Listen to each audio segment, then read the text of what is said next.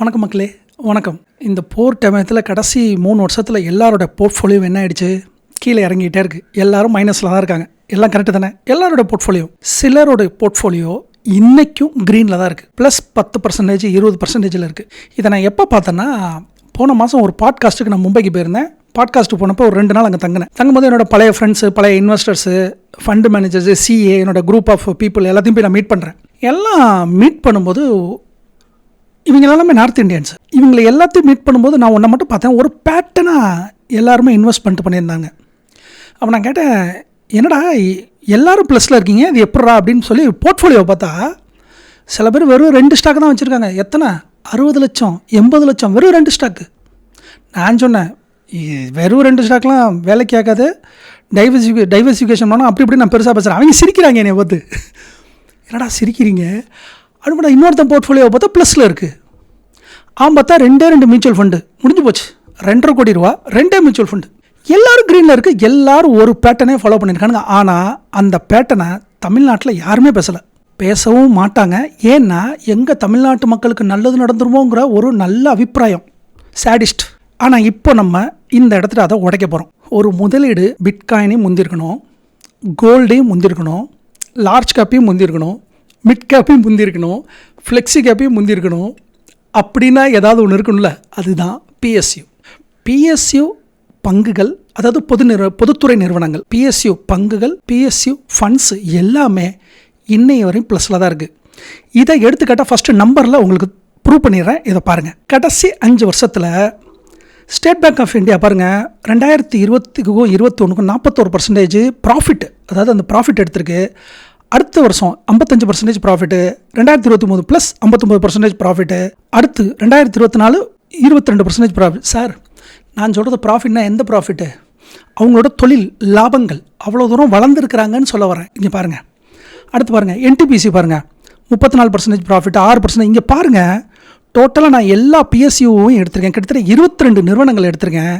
இந்த 22 நிறுவனங்களில் பாருங்கள், கிட்டத்தட்ட 2022லேருந்து இன்னை வரை எல்லாமே க்ரீனு. அதாவது அந்த நிறுவனங்கள் எல்லாம் சரியாக இயங்குகின்றன, நல்ல லாபத்தை பெற்றுக் கொடுத்துருக்குது. இப்போ நான் சொல்கிறேன்ல, சார் என்னமோ சொல்கிறீங்க லாபங்கிறீங்க, எனக்கு புரியல சார், நான் ஒரு சாதாரண ஆள் சார், எனக்கு சிம்பிளாக புரிய வைங்க சாருங்கிறீங்களா? சரி, இதை பாருங்கள். ஒரு நிறுவனத்தோட ப்ராஃபிட் அண்ட் லாஸ், லாப நட்ட கணக்கை கொடுத்துருக்கேன். இங்கே பாருங்கள், 2020 பாருங்கள் 4900 கோடியாக இருந்தது, 2021 8000 கோடி, 2020 10,000 கோடி, 2023 11, 2024 14, 2025 15, 2026 இன்னும் வரையும் 17,000 கோடி.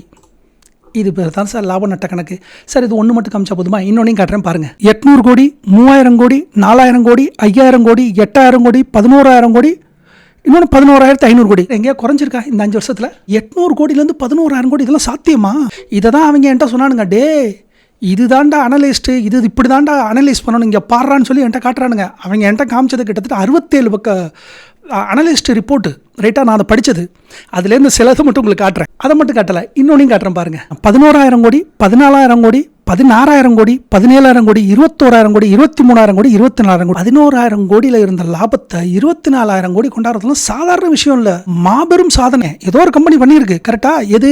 இந்த பிஎஸ்சி நிறுவனங்களில் தான் பண்ணியிருக்கு. சரி, இன்னொன்னையும் காட்டிடுறேன், அதையும் பாருங்கள். 21,000 கோடி, 23,000 கோடி, 37,000 கோடி, 57,000 கோடி, 69,000 கோடி, 80,000 கோடி, 86,000 கோடி. 2018 -3,000 கோடியாக இருந்தவன் இன்னைக்கு 86,000 கோடி ஆயிருக்கான். அது பொதுத்துறை நிறுவனங்கள் லாபம் ஈட்டிருக்கேன். இப்போ நான் லாப நட்ட கணக்கை உங்கள்கிட்ட காமிச்சிட்டேன், ப்ரூவ் பண்ணிட்டேன். கரெக்டாக இதே மாதிரி 22 நிறுவனங்களில் மேக்ஸிமம் எல்லாமே பொதுத்துறை நிறுவனங்கள் எல்லாமே லாபத்தில் தான் வந்திருக்கு.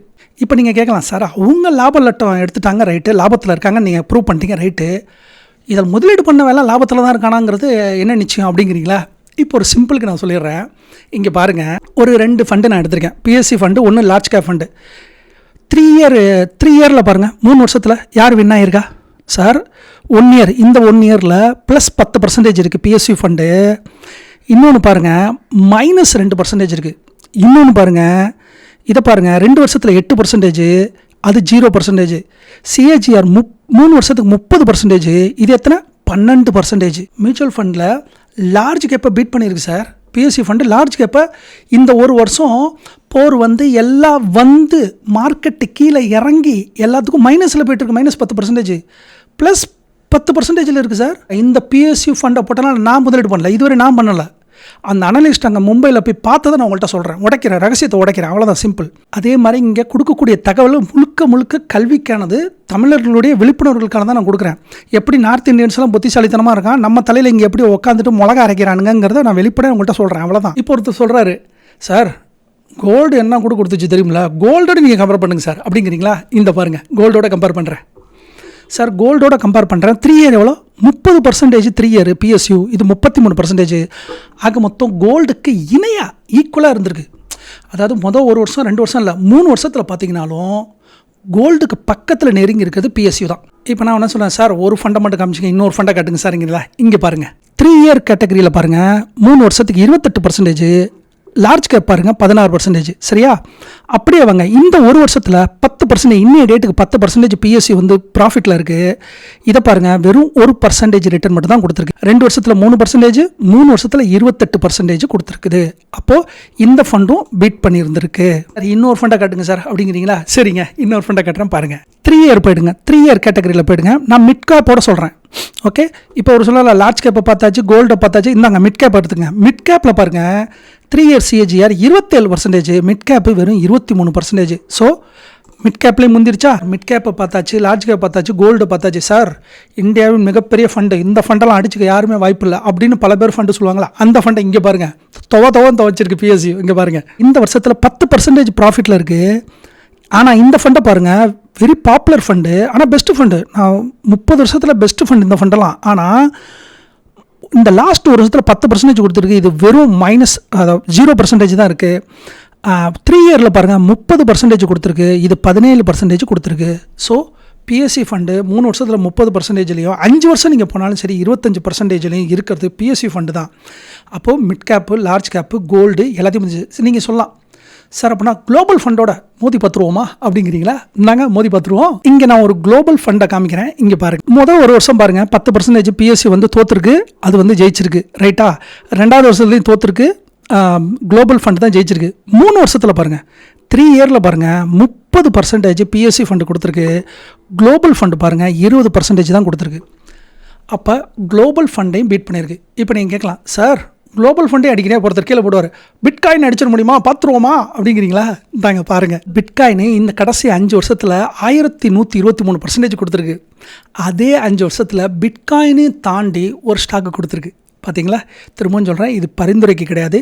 எந்த அளவுக்கு பிஎஸ்சி ஸ்டாக்ஸு திடமாக இருக்குது, எவ்வளோ நம்பகத்தன்மையாக இருக்குங்கிறத உங்கள் முன்னாடி ப்ரூவ் பண்ணுறேன், அவ்வளோதான். இப்போ நிறைய பேர் என்ன சொல்லுவாங்க, சார் ஹிஸ்ட்ரியை பார்த்து பண்ணக்கூடாது சார், அடுத்த வருஷம் எது வேணால் ஆகலாம். கரெக்ட், உண்மை தான், எது வேணால் ஆகலாம். இது திரும்பவும் 10 வருஷத்துக்கு இதே பேட்டர்னில் தான் இயங்குங்கிறதுக்கு சில காரணிகளை இங்கே நான் உங்களுக்கு முன்னாடி எடுத்து வைக்கிறேன். இங்கே பாருங்கள், இந்தியாவில் இருக்கிற ஒரு பொதுத்துறை நிறுவனங்களும் மகாரத்ன விருது வாங்கணும், ரத்ன விருது வாங்கணும், மினி ரத்ன விருது வாங்கணும், சில க்ரைட்டீரியா இருக்குது. அதாவது வருஷம் 5000 கோடி ப்ராஃபிட் எடுத்துருக்கணும், கடைசி 3 குவார்ட்டருக்கு வந்து ப்ளஸில் இருந்திருக்கணும், தொழிலாளர்களுக்கு சரியான சம்பளத்தை கொடுத்துருந்துருக்கணும், புதிய தொழில்துறையை தொடங்கியிருக்கணும் அப்படின்னு ப்ரூவ் பண்ணணும். ப்ரூவ் பண்ணால் தான் கிடைக்கும். அதில் பார்த்திங்கன்னா அவார்டு வாங்கப்பட்டு கேட்டகரியாக பிரிச்சிருக்கப்பட்டது 3 டைப் ஆஃப் கேட்டகரியாக பிரிச்சிருக்காங்க. அதை அப்படியே இங்கே காட்டுறேன், பார்த்துக்கங்க. மகாரத்ன விருது பெற்றது வந்து 14 நிறுவனங்கள் பெற்றிருக்கு. 14 நிறுவனோட பேரை பாருங்கள். முதல்ல இருக்கிறது பிஹெச்எல் தான் ஃபஸ்ட்டு வந்தது மகாரத்னா. அடுத்து நவரத்னாவில் கிட்டத்தட்ட அதில் ஒரு 26 நிறுவனங்கள் இருக்குது, கரெக்டாக? அதில் ஒரு 24 நிறுவனங்கள். அடுத்து மினி ரத்னா கம்பெனி, அதில் ஒரு 74 நிறுவனங்கள் இருக்குது. இங்கே காட்டப்பட்ட 24 நிறுவனங்கள் இருக்குல்ல, மகாரத்னா நிறுவனங்கள், அதில் முதல்ல மகாரத்னா அவார்டு வாங்கினது எதுன்னு பார்த்தீங்கன்னா பிஹெச்எல். இந்த பிஹெச்எல் ஹிஸ்ட்ரியை பற்றி சொல்லணும்னா நான் திருச்சிக்காரங்கிறதுல பெருமிதப்படுறேன். இது எப்படின்னா, இது வந்து நம்ம தாத்தா பெருந்தலைவர் காமராஜர் இருக்கார்ல, பெருந்தமிழர் காமராஜர், அது அவருக்கே உரித்தானது இந்த வெற்றி. அன்னைக்கு அவர் தான் முதலமைச்சராக இருக்கார். 1956 அவர் தான் முதலமைச்சராக இருக்கிறாரு. அப்போது திட்ட கமிஷன் சொல்லி இங்கே அனுப்புகிறாங்க, தமிழ்நாட்டுக்கு அனுப்புகிறாங்க. அதாவது கரண்ட் வந்து எல்லா ஊருக்கும் வரணும், அதனால் வந்து தெர்மல் பவர் பிளான்ட் போடணும். தெர்மல் பவர் பிளான்ட் போடணும்னா பாய்லர், அதாவது கொதிக்கலன்கள் பாய்லர் இருக்குல்ல, அதை பண்ணணும் அப்படின்னா ஃபேக்ட்ரி போடணும். ஏன்னா வெளியூர்லலாம் போய் வாங்கிட்டு அதெல்லாம் வேணாம், உள்ளூர்லேயே போடணுங்கிறதுக்காக பண்ணுறாங்க. அப்போ வந்து காமராஜர் என்ன சொல்கிறாங்கன்னா, எங்கள் ஊருக்கு கொடுங்க அப்படிங்கும்போது சரி கொடுக்குறோம் அப்படின்னோடனே எல்லாம் வர்றாங்க, திட்ட கமிஷன் வராங்க, தேடி பார்க்குறாங்க, அவங்களோட இல்லை. அப்போ கடைசி நாள் கிளம்ப போகிறாங்க. காமராஜருக்கு கடைசியாக வருது விஷயம் வருது, இது மாதிரி கிளம்புறாங்க, இன்றைக்கி ஒரு நாள் தான் முடிஞ்சிச்சு, இதுவரை தேடி பார்த்துட்டாங்க, தமிழ்நாட்டில் இடமே இல்லையா அப்படிங்கும்போது காமராஜர் என்ன தேடி பார்த்தாங்க, என்ன க்ரைட்டீரியா, என்ன வேணுமா அவங்களுக்கு அப்படிங்கும்போது அவங்க என்ன சொல்கிறாங்கன்னா, இடம் மேடாக இருக்கணும், மண் வந்து கரிசல் மண்ணாக இருக்கணும், ஏர்போர்ட்டு பக்கத்தில் இருக்கணும், ரயில்வே ஸ்டேஷன் பக்கத்தில் இருக்கணும், பெரிய நதிக்கரை இருக்கணும் அப்படின்னு கேட்டோன்னே கண்ணை மூடிக்கிட்டு நம்மால் திருவெரும்பூர்னு ஒரு இடம் இருக்குது, அதை வந்து பார்க்க சொல்கிறான் முதல்ல அவங்கள எல்லாத்தையும் அப்படின்னோடனே அந்த டீம் எல்லாம் திருவெரும்பூருக்கு வருது. திருவெரும்பூர் போனால் ஏர்போர்ட் இருக்குது, ரயில்வே ஸ்டேஷனுக்கு, காவிரி ஆறு இருக்குது. அதாவது அங்கே தொழிற்சாலை அமைச்சா பக்கத்தில் சிட்டிக்கு பக்கத்துலேயே போயிட்டு வர்றதுக்கு மக்கள் வேலை வாய்ப்புக்கு கரெக்டாக இருக்குது. கிராமப்புறமாக இல்லை, இது சிட்டியாகவும் இருக்குது. இதை பார்த்தோன்னே அரண்டுட்டானுங்க அந்த குரூப்பு. அதாவது இதை வந்து எப்படின்னா கர்வத்தோடு சொல்லலாம், பெருந்தலைவர் காமராஜரை பற்றி தலைமை பண்ணிட்டார். அன்றைக்கி பண்ணது தான் இன்னைய வரை சரி. மிடில் ஈஸ்ட்டில் நீங்கள் எங்கே வேணால் போய்க்கங்க, welding inspector, QC inspector, painting inspector, என்ன ரேடியோகிராஃபி, ஹெச்எஸ்சி, சேஃப்டி அப்படின்னா திருச்சிக்காரன் தான் அங்கே ஃபஸ்ட்டாக இருப்பான். ஏன்னு கேட்டால் நானும் எல்லா ஊருக்கும் பார்த்துட்டேன். நார்த் இந்தியன்லாம் கேட்பேன், எப்படா திருச்சியில் மட்டும் நீங்கள் மட்டும் எப்படா எல்லாரும் கியூசி, சேஃப்டி, வெல்டிங் இன்ஸ்பெக்டர் எப்படா நீங்கள் மட்டும் எப்படா திருச்சிக்காரங்களா இருக்கீங்க போது நாங்கள் பெருமையாக சொல்லுவோம். அதுக்கு எல்லாத்துக்கும் எங்கள் தலைவர் காமராஜர் தான் காரணம். ஏன்னா அன்னைக்கு அவர் அந்த ஃபேக்ட்ரி போட்டனால அந்த ஃபேக்ட்ரிக்கு கிளை நிறுவனங்கள்னு சொல்லி 400 நிறுவனங்கள் வந்துச்சு. அந்த நிறுவனங்களில் தான் போய் திருச்சியை ஒட்டின எல்லா மக்களும் போய் வேலை செஞ்சு அப்போவே 60, 70, 80களில் வெல்டிங்கை பார்த்தாச்சு, மிஷினை பார்த்தாச்சு, எலக்ட்ரிக்கலை பார்த்தாச்சு, கியூசியை பார்த்தாச்சு, சேஃப்டியை பார்த்தாச்சு, எல்லாம் பார்த்து திறன்பட வெளிநாட்டுக்கு போகும்போது மித்த யாருக்கும் தெரியாது, எங்களுக்கெல்லாம் தெரிஞ்சிச்சு. இப்போ நம்ம பார்த்தது என்ன, பிஎஸ்சி நிறுவனங்களோட வகைகள் எல்லாத்தையும் பார்த்தாச்சு. அது எப்படி இவ்வளோ நேரம் இயங்குச்சு, அது எவ்வளோ தூரம் ரிட்டர்ன் பெற்றிருக்கு, அதெல்லாம் பார்த்தாச்சு. சரி, இது இவ்வளோ ரிட்டர்ன் வர்றதுக்கு என்ன சார் காரணம்?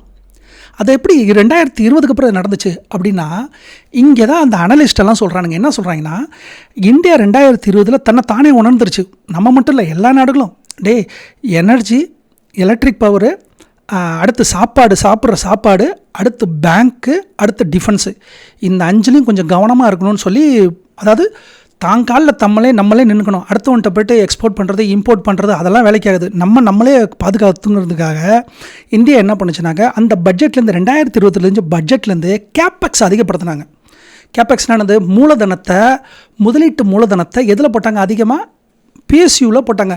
ரூரல் டெவலப்மெண்ட்டு, கரெக்டாக ரூரல் டெவலப்மெண்ட்டு, டிஃபென்ஸு, பேங்க்ஸு, இதில் எல்லாத்தையும் ஹெவி ஃபண்டு அதில் முதலீடு பண்ணோன்னே அந்த நிறுவனங்கள் சிறப்பாக இயங்குச்சு. அதனால தான் இவ்வளோ தூரம் வந்திருக்கு. இப்போ நீங்கள் சொல்லுங்கள், கோவிட் மாதிரி சுச்சுவேஷனில் இப்போ இருக்கிறோமா இல்லையா? ஆமாம் சார், கோவிட் சுச்சுவேஷன் தானே வந்துச்சுல. இப்போது அங்கே ஒரு ஸ்ட்ரைட் ஆஃப் ஃபார்மர்ஸ் மூணுனே இங்கே என்ன ஆயிடுச்சு, எல்பிஜி வரல, பெட்ரோல் விலை ஏறப்போகுது, பொருட்கள் விலை ஏறுது, இன்ஃப்ளேஷன் அதிகமாக போகுது. இந்த ஏப்ரல் 8ஆம் தேதி ரேட் ஹைக் நடக்க போகுது. ரேட் ஹைக் நடந்துச்சுன்னா தெரியும், அடுத்த நாள் நமக்கு தெரியும் என்னென்ன நடக்க போகுதுன்னு வாழ்க்கையில். அப்போ இவ்வளோத்துக்கு காரணம் அந்த ஆற்றல் தான், எனர்ஜி தான், ஆயில் தான். இப்போது இதை கருத்தில் கொண்டு வரக்கூடிய பட்ஜெட்டில் pipeline, oil and case, defence இதில் திரும்பி பண்ண மாட்டாங்கன்னு என்ன நிச்சயம் இல்லை, பண்ணி தான் தீரணும். இந்தியா வல்லரசு ஆகணும், அல்லது அட்லீஸ்ட்டு அவன் 20 ட்ரில்லியன் இருக்கானாக்கா, அட்லீஸ்ட் நம்ம 10 ட்ரில்லியனும் அது வரணும்னா வேறு வழியே கிடையாது. தற்சார்பாகவும் தன்னுடைய முதலீட்டை தன்னுடைய நிறுவனங்களின் மேலே போடுறத தான் இந்தியா கவனம் செலுத்தும். அதில் மாற்றுக்கிறதே இல்லை. அப்போ அப்படி பார்த்தா இந்த பங்குகள்லாம் பயங்கர ரிட்டர்ன் கொடுத்துருக்கணுமே. இது திரும்பவும் சொல்கிறேன், மறைக்கப்பட்டதை உங்கள்கிட்ட காட்டுறதுக்கு தான் காட்டுறேனே தவிர இதில் போய் முதலீடு பண்ணுங்கன்னு இப்போ நான் சொல்லவே வரல. திரும்பி இது கல்விக்கானது, உங்களுடைய விழிப்புணர்வுக்கானது. Because I am not a SEBI register, I am not advisor, I am not a equity analyst. கரெக்டுங்களா? காட்டுறேன், இங்கே பாருங்கள், ரிட்டனை பாருங்கள். ஸ்டேட் பேங்க் இந்தியா பாருங்கள், கோவிட்லேருந்து இன்னை வரையும் 584% கொடுத்துருக்கு சார். இந்தியா பேங்க் பாருங்கள் 1500 சார். இந்தியா பேங்க்கில் மதிக்காத நீங்கள் நல்லா தெரியுமா, நம்ம இந்தியா பேங்க் தான் நீங்கள் இன்றைக்கி போனாலும் சரி, கிராமத்தில் எல்லாத்துலேயுமே இருக்குது. கோவிட்டில் 52 ரூபா இருந்தது, இன்றைக்கி 872 ரூபா இருக்குது. 1577% கொடுத்துருக்கு சார். 1777%, எப்பாடி சாமி. அடுத்து கனரா பாருங்கள், அடுத்து 110% கொடுத்துருக்கு. அடுத்து பாருங்கள் பேங்க் ஆஃப் மகாராஷ்டிரா பாருங்கள் 540% கொடுத்துருக்கு. அதே மாதிரியே மின் உற்பத்தியில் எந்தெந்த பங்குகள்னு பார்த்துருவோமா? இங்கே பாருங்கள், என்டிபிசி பாருங்கள் 382% கொடுத்துருக்கு. பவர் கிரிட் பாருங்கள் 133% கொடுத்துருக்கு. ஆர்இசி பாருங்கள் 324% கொடுத்துருக்கு. டிஃபென்ஸ் செக்டர் என்னென்ன கொடுத்துருக்குன்னு பார்த்துருவோமா? இங்கே பாருங்கள், டிஃபென்ஸ் செக்டரில் பாருங்கள் பாரத் எலக்ட்ரானிக் 938% கொடுத்துருக்கு. ஹிந்துஸ்தான் ஏரோநாட்டிக்கல் அதாவது HAL அது 654% கொடுத்துருக்கு. மசகான் டாக்கு 2000% கொடுத்துருக்கு. மசகான் டாக்கு. கொச்சின் ஷிப்யார்டு 385% கொடுத்துருக்கு. அடுத்து சுரங்கம் மற்றும் அரிய தாதுக்கள், அதில் பர்சன்டேஜ் என்னென்ன கொடுத்துருக்கு, என்னென்ன பங்குகள் கொடுத்துருக்கு இங்கே பாருங்கள். கோல் இந்தியா பாருங்கள் 312% கொடுத்துருக்கு. நால்கோ பாருங்கள், நேஷனல் அலுமினியம் கம்பெனி, அதை பாருங்கள் 1225% கொடுத்துருக்கு. செயில் பாருங்கள் 462% கொடுத்துருக்கு. சார் கோவிட்லலாம் இந்த செயிலெலாம் 26 ரூபாயில் இருந்துச்சு சார். இன்றைக்கி 146 ரூபாயில் வந்து இன்றைக்கி 462% கொடுத்துருக்கு. அடுத்து அப்படியே பாருங்கள் பவர் ஃபினான்ஸ் பாருங்கள் 519% கொடுத்துருக்கு. ஐஆர்எஃப்சி பாருங்கள் கிட்டத்தட்ட 300% கொடுத்துருக்கு. ஹட்கோ பாருங்கள் அது ஒரு 700% கொடுத்துருக்கு. கட்டுமானத்துறை உள்கட்டமைப்பு அதில் ஏதாவது பர்சன்டேஜ் அதிகமாக கொடுத்துருக்கான்னு பார்ப்போமா? இங்கே காட்டுறேன் பாருங்கள். என்பிசிசி லிமிடெட் பாருங்கள் கட்டிட நிர்மாணம் அது வந்து பாருங்கள் 350% கொடுத்துருக்கு. சாரி, ஆர்விஎன்எல் ரயில் விகாஸ் நிகம் 1367% கொடுத்துருக்கு. கோவிட் சமயத்தில் யாருமே கண்டுக்காமல் இருந்த பிஎஸ்சி ஸ்டாக் தான் இந்த போர்டு போட்டிருக்கு. கரெக்டுங்களா? யாருமே கண்டுக்கல. இந்தியா பேங்க்கையோ செயலையோ என்டிபிசியோ யாருமே கண்டுக்கல. சார் சொல்ல மறந்துட்டேன், டிவிடெண்ட்ஸு என்டிபிசியாக இருக்கட்டும், கொச்சின் ஷிப்யார்டாக இருக்கட்டும், பிஇஎல்லாக இருக்கட்டும், ஓஎன்ஜிசியாக இருக்கட்டும், கோல் இந்தியாவோடலாம் போய் பாருங்கள். அதுவே ஒரு பேசிவ் இன்கமாக அதுவே வந்துட்டுருக்கோம். அதான் அவங்க சொல்கிறானுங்க, அதில் போட்டோமா அதில் வர இன்ட்ரெஸ்ட்டே பெரிய இன்ட்ரெஸ்ட்டாக வந்துக்கிட்டு இருக்குடாங்கிறானுங்க. எங்கே இப்போ நான் சொன்னேன் இல்லையா, மும்பையில் போய் பார்த்தேன்னு சொன்னேன் இல்லையா, அந்த நண்பர்கள்லாம் அப்போல்லாம் சிம்பிளாக என்ன சொல்கிறானுங்கன்னா, இந்தியாவோட தொலைநோக்கு பார்வை இதுன்னு தெரிஞ்சிருச்சு, பட்ஜெட்டில் இதை தான் சொல்லியிருக்காங்கன்னு தெரிஞ்சிச்சு. சிம்பிளாக பிஎஸ்சியில் போட்டோமா, அடுத்த பட்ஜெட் வர வரையும் உட்காந்துருந்தோமா, அடுத்த பட்ஜெட்டில் என்ன நடக்குது அப்படிங்கிறத பார்த்தோமா, அது வரையும் சிம்பிளாக உட்காந்துட்டு இந்தியாவோட சேர்ந்து வளர்ச்சியில் சேர்ந்து முன்னேறதான் சிறந்ததுங்கிறத அவங்க எனக்கு சொன்னானுங்க. இப்போ இவ்வளோ நேரம் நான் உங்கள்கிட்ட எடுத்து சொல்கிறது எதுக்குன்னா, மறைக்கப்பட்டதை அவங்க முன்னாடி போட்டு உடைக்கிறேன். இவ்வளோ நான் சிம்பிள். சார் திரும்பவும் சொல்கிறேன், ஒன்றிய அரசோடையோ மத்திய அரசோடையோ நமக்கு அவங்களுக்கும் வாக்கிய தகராறு இருக்குது, நிறைய பேச வேண்டியது இருக்குது. அதை பற்றி பேசினா 4 மணி நேரம் பேசணும். நம்ம கிட்டத்தட்ட ஒன்று ஒன்றா எடுத்து பேச, அது அரசியல் ரீதியாக. ஆனால் இங்கே வருமானம், தமிழருக்கு வருமானம் தரக்கூடிய, லாபம் தரக்கூடிய ஒன்று இருக்குதுன்னு அதை சொல்லணும்ல. இப்போ இந்த காணொலியில் நான் உங்கள்கிட்ட காமிச்சதெல்லாம் சிம்பிளாக மறைக்கப்பட்ட உண்மையை அவங்க பின்னாடி போட்டு உடச்சிட்டேன். மியூச்சுவல் ஃபண்டை விடவும், பிட்காயினை விடவும், கோல்டை விடவும், ப்ரைவேட் கம்பெனிஸை விடவும் இந்தியா இஸ் க்ரோவிங்கு. அடுத்த 2047 இலக்கு சரியானதாக இருக்குது. இந்தியாவில் இருக்கக்கூடிய மக்கள் எல்லாம் கடுமையாக உழைக்கிறோம், நிறுவனங்கள் சிறப்பாக உழைச்சிக்கிட்டு இருக்குது. நம்பர்ஸை மட்டும் கவனமாக பார்த்துக்கிட்டே இருக்கணும். ஒருவேளை உங்களுக்கு அந்த நம்பர்ஸ் எல்லாம் பார்க்க தெரில, நான் ரொம்ப எளிவன் சார் எனக்கு பார்க்க தெரியல அப்படின்னா, மியூச்சுவல் ஃபண்டில் சிம்பிளாக வந்து பிஎஸ்யூ ஃபண்டுன்னு நிறையா இருக்குது. ஆனால் ஒன்று, முதலீடு பண்ணுறதுக்கு முன்னாடி உங்களுடைய செபி ரிஜிஸ்டர்டு உங்களுடைய ஆலோசகர்கிட்ட கேட்டுட்டு முதலீட தொடங்குங்க. ஒரு வேண்டுகோள், தயவு செஞ்சு புரிஞ்சுக்கங்க. இங்கே காட்டப்பட்ட பங்குகள், இங்கே காட்டப்பட்ட பேசிய மியூச்சுவல் ஃபண்ட்ஸு, இது எல்லாமே கல்விக்குரியது, விழிப்புணர்வுகளுக்காக உண்டானது. கல்விக்கான காணொலியை எடுத்துக்கோங்க. இது ஒரு டிப்ஸாவோ ரெக்கமெண்டேஷனோ எடுத்துடாதீங்க. ஒரு முதலீடு செய்வதற்கு முன்னாடி ப்ராஃபிட் அண்ட் லாஸ் எல்லாத்தையும் போய் படிங்க, ஸ்க்ரீனில் போய் படிங்க, அந்த நிறுவனம் எப்படி இயங்குதுன்னு பாருங்கள், அதோட லாப நட்ட கணக்கை படிங்க. அடுத்து வந்து ஆனுவல் மீட்டிங்கில் என்ன பேசினாங்க, பட்ஜெட்டில் என்ன சொன்னாங்கன்னு இதை பற்றி சிறிய ஆய்வு செஞ்சுட்டு உங்கள் முதலீடை தொடங்குங்க. சிறப்பானதாக அமையும். நன்றி மக்களே.